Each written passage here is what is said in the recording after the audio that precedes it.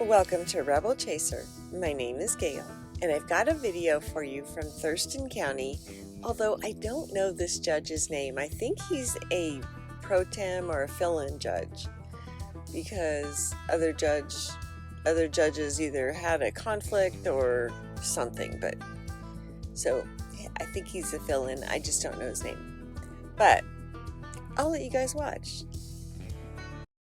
All right. Good afternoon. This is the 1:30 calendar in custody. I understand we have Ms. Collison's case first. And Yes, is that Your you Honor. at the Thurston County Corrections? Yes, Your Honor. I'm here with Ms. Collison.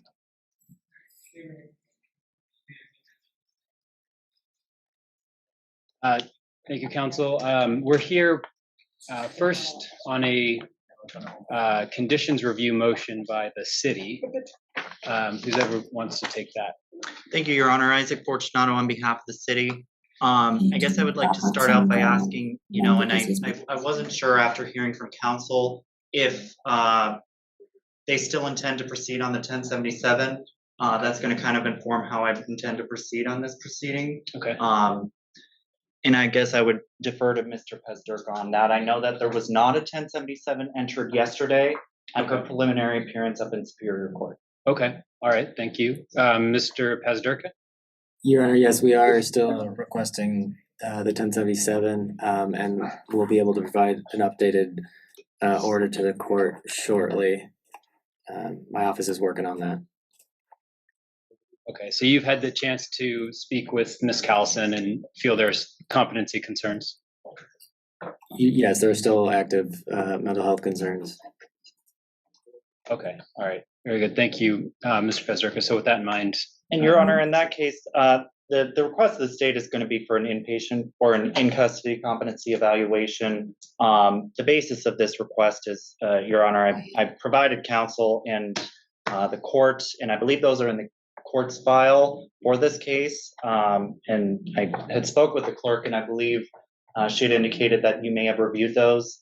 There are a series of allegations of new violations of the same order, all occurring, the same week that this court imposed the order last Monday. It was actually, Your Honor, that was on the bench when this order was imposed. I'm happy to go into more detail about the safety concerns that I have. It's my understanding the alleged victim in the underlying stalking case, the protected party in the order, is also on the Zoom call and may wish to be heard. But understanding the nature and the number of allegations of violations of this order, including most recently the allegation of the Superior Court, not only violation of this order, but also the malicious mischief in the first degree charge, the state does believe that an in-custody evaluation is appropriate. I would be happy to go into further detail if the court or counsel need that. But I was also curious, I had spoken with the clerk, and I didn't know if we wanted to proceed on including all of those other charges that had been subsequently filed, including the 17305 ACT, 17307 ACT, and 17308 ACT cause numbers into this request for an in-custody competency evaluation. I think that makes sense, understanding the special nature of the case. Thank you. I think that makes sense as well. I'll turn to Mr. Pesdirk first with respect to the motion for change in release conditions, but I do think that if there's competency concerns currently, then it makes sense for each of the cause numbers to be included in the competency evaluation. So we'll go ahead and do that moving forward. But Mr. Pesdirk, with respect to release conditions?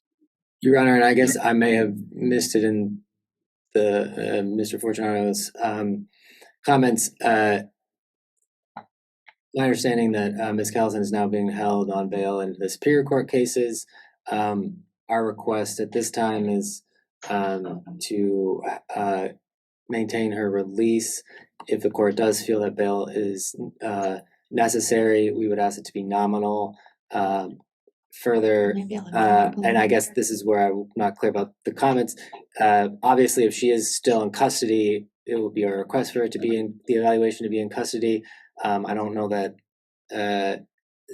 the city is able to make that request as a standalone request, that it be ordered to be in custody rather than be based on whether she is in custody or not. That is what my office is preparing, as an order that reflects that she's in custody and for that evaluation to be done. But our request is that she either continue to be released on this matter or nominal bail be imposed so that she has the opportunity to be released on this matter. And obviously, if she is subsequently released before that evaluation is able to be completed, we would submit an updated order at that time. And Your Honor, I'll clarify. My position is certainly that that release be revoked on the new charge, and that she be held on. My request is $250,000. The basis for that request is, not only the number of allegations of violations of this order within a work week, but also, the increasing severity of the allegations here, culminating in on Friday, the 19th, an allegation that she drove to the victim's house, was driving near it, got pinned in after she drove into the victim's car, and ultimately ended up throat in front of law enforcement. There are serious community safety concerns, really, and even ending in that allegation of violation. The city even has some witness intimidation concerns, given the sheer volume of allegations of violations of this order and the nature of the newest charge, being outside of his house, driving into his car, and even throat. And in that scenario, I will also mention, it's worth mentioning, and I think the court has understood this. Ms. Callison is pregnant with the victim's child. All this to say there are serious community safety concerns, and perhaps even more serious concerns about interfering with the administration of justice. Understanding that it was this court's order on, I believe it was September 15th, that she abide by this court's orders, and that includes the no contact order. That, as I looked back at that hearing, Your Honor was very clear about what that order meant. And notwithstanding that, we are here on 5 charges within that amount of time. All that to say, I do think that there are just no lesser restrictive conditions of release that will ensure that she abides by this court's orders. Thank you, counsel. So I think before we move on to the 3 backup matters for which there's been complaints filed, on conditions review, so the court is going to modify the release conditions for following reasons. Number one, under the court rules, under 3.2, the court is able to revoke release if there's clear and convincing evidence of a willful violation of pretrial release conditions. The state has, or the city has provided the court with documentation, police reports, probable cause declarations from cases that have not yet been charged, but also out of Superior Court, that I believe does meet the standard of clear and convincing evidence that there has been violations of the pretrial no contact order. So on that basis, I believe it is appropriate to revoke personal recognizance release. Additionally, this new information creates a situation where the other factors under 3.2 need to be considered, specifically whether there is a significant risk to community safety or to the alleged victim in this case as well, given the allegations. So based on all of that, I think we did try 3.2. Provides that the court needs to impose first least restrictive means when there are concerns around safety. We did try that at the first hearing with the imposition of the pretrial no contact order. At this point, given the evidence that there hasn't worked, I believe bail is at this point appropriate. Superior Court felt an appropriate amount for those charges to be, it's like $37,500 for each, so $75,000 total. So I think given given the findings in Superior Court as well, and that subsequent action since the last hearing, bail in the amount $20,000, I think, is appropriate. The court is required to take into account the defendant's ability to pay, and given that she has court-appointed counsel, these are significant amounts. I'm cognizant that she's already in on $75,000 bail, so I believe $20,000 is appropriate in this case. So that is with respect to matter 25 DV 0917, and I think at this point we will need an amended 1077 for an in custody competency evaluation, since she is now going to be held on this case. We'll need that. With respect to the backup matters, if there are competency concerns, we'll want to move forward there. I believe, though, we will need to establish probable cause before the court can consider holding her in custody on those, or setting other release conditions.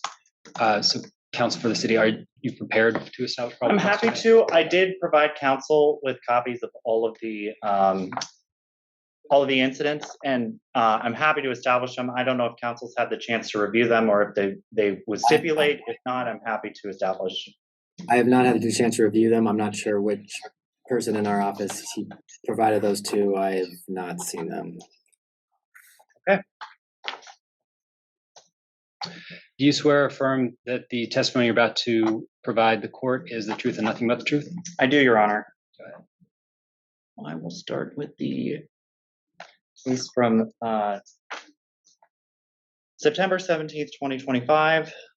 This is the case number 17305 ACT. On September 17th, 2025, at around, this would have been 10:30 p.m. And I'm sorry to interrupt. Can you give me the last two numbers of the matter you're on again? Yep, this is 305. 305, thank you. Okay. Yes. All right, go ahead.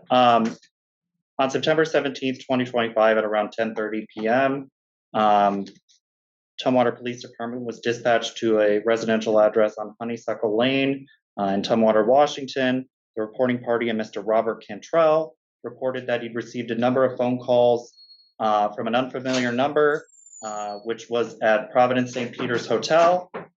He indicated that the phone call was likely from his ex-girlfriend, a Miss Cody Callison, a person who had attempted to call him previously. He also confirmed that there was an active no contact order out of this court, which prevented her from having any communication, including electronic communication. He said that he had not answered the calls, but later did call the Providence St. Peter's hotline. They confirmed that a call had been sent. They confirmed that a Miss Callison was there, and a nurse later told the officer that she had observed Miss Callison have access to a phone and had saw her on the phone at the same time of the call.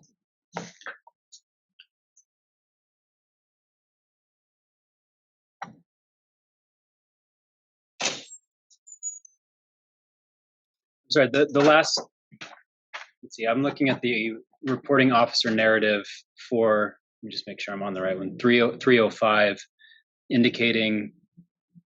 confirming that Ms. Callison was currently admitted to the behavioral health wing of the hospital. Mm-hmm. The nurse could not confirm whether Cody had made any calls or access to a phone. She had been able to have access to the phone and had seen her on the phone at 22:50 hours making outbound phone calls. Oh, you're on the different, okay, thank you. I apologize if I'm led you to a different report, Your Honor.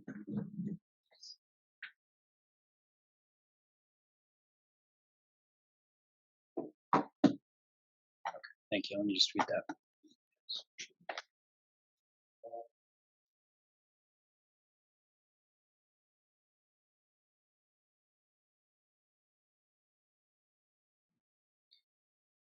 All right, so Mr. Pazderka, do you have any position on probable cause?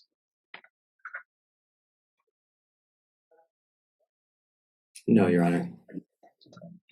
All right, the court's going to find probable cause, understanding a reasonable basis for believing a crime may have been committed, given that it sounds like this was allegedly from a different phone, but from a place where Miss Callison allegedly was, and some testimony on her access to a phone there. So I believe probable cause standard has been met. So court will find probable cause in matter 17305.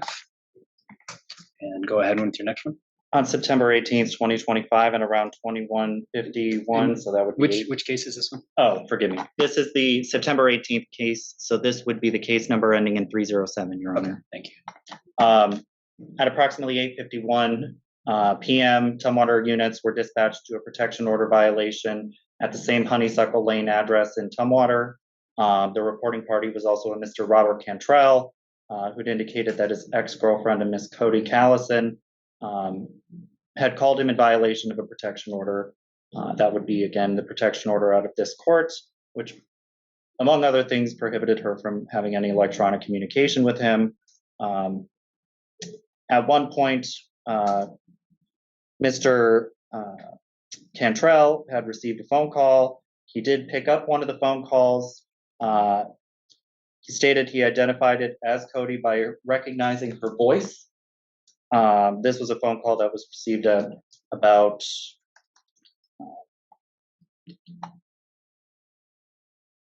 well, it looks like it was at around 10:41 p.m. All right, and Mr. Pezderka? Your Honor, no position at this time. Court will find the probable cause standard has been made in this case as well, given the allegations provided in the police report. All right, and that leaves 308, if I'm Yes, Your Honor. mistaken. On September 19th, 2025, at around 5:48 p.m., Tumwater Police Department was dispatched to a possible protection order violation via text, the same Honeysuckle Lane address in Tumwater, Washington. The reporting party was also a Mr. Robert Cantrell, who indicated that he had received text messages in violation of an active protection order out of Thurston County District Court, which, among other things, prohibited the restrained party, a Miss Cody Callison, who was his ex-girlfriend, from contacting him electronically. He was able to provide a text message that was sent, or received rather, around 5:20 p.m. He recognized this as being sent from Miss Callison's number. The text message apparently indicated that he had been dating other women, and states that he is a liar and a bad person. Based on that, there's a reasonable basis for the charge. The court will find probable cause in that matter as well. Having then found probable cause in each of these matters, court will set an additional $10,000 bail on each of these under 3.2, finding there to be no reasonable alternative to the imposition of bail given the community safety risks in this case. So given that she'll be held by this court on all four of these cases, we will need a 1077 reflecting each of the cause numbers, indicating an in-custody competency review. I believe we received the original 1077 from the city, but if either party has one, they're able to send the court to take a look at that. And forgive me, counsel, did you say that your office was working on one? If not, I can draft one up quick while we take other matters, and I can make sure. I don't know if Your Honor has to stay on the bench to sign that. Don't think so. No. Yeah. Okay. No, I think. Yeah, I'll stand by while. Okay. Okay. I believe Judge Buckley takes over. And my office is actively working on that, Mr. Fortunato. So Wonderful. Wonderful.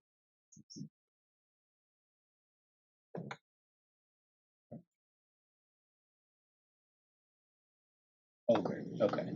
All right. Sounds, yeah, because it will just be excluded period. Okay. So then there'll be an excluded period between the the complaint being filed and the probable cause finding, and before the arraignment, that will be excluded.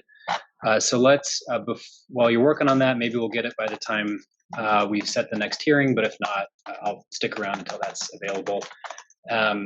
What we can do is we'll set a hearing 2 weeks out, at least 2 weeks out. If the competency evaluation comes back earlier, obviously you can ask for her to be calendared sooner. But are we can do October 9th? Okay, we'll do October 9th. I'm cognizant of the fact that the judicial officers here and several of the pro tems have a conflict, so it will most likely be me again. Yeah, and so October 9th works. Okay. All right, thank you. I'll be straight to the 1:30 calendar. Yeah, straight to 1:30. Thank you.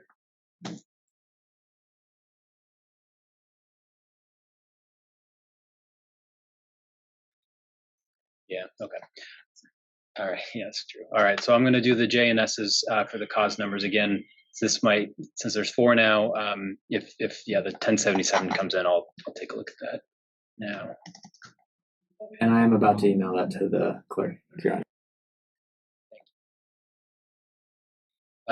For the newly the new matters, additional in addition to bail, there'll be conditions not to commit a criminal law violation and compliance with the existing pretrial.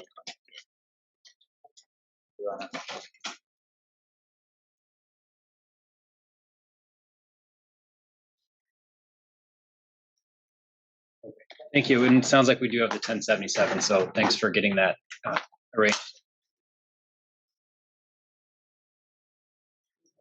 I didn't get the chance to sign that 1077. I can sign it if it's ready to go.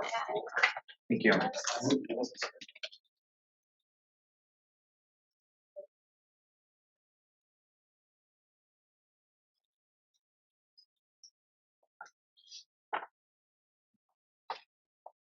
Okay.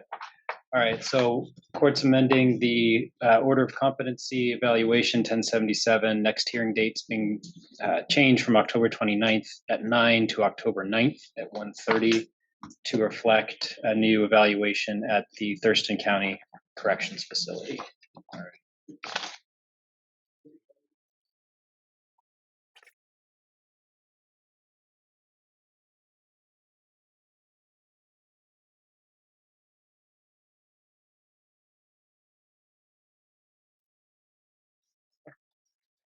Okay. Anything else from the parties on this? I don't believe so, Your Honor. Thank you. Okay. Hey, Your Honor. All right.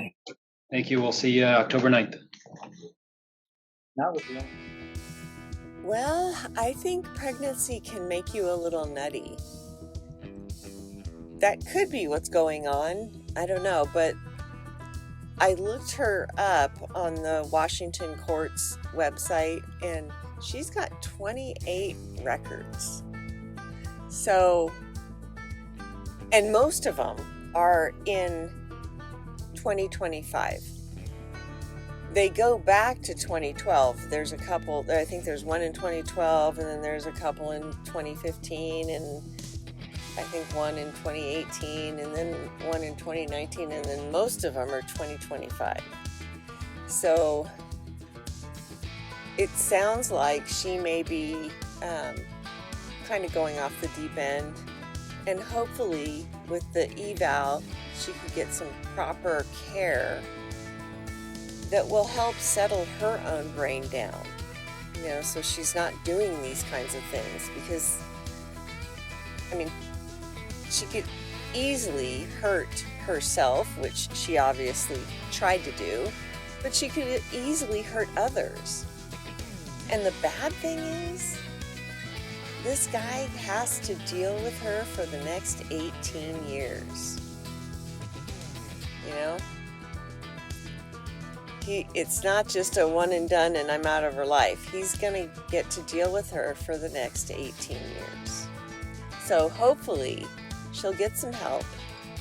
Hopefully she'll be able to go on some type of medication that'll settle her brain down that she can take while she's pregnant.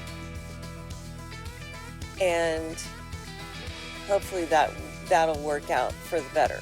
But who knows? She sounds like she gets a little emotional and goes a little off the deep end. So hopefully it'll all work out for the little one especially.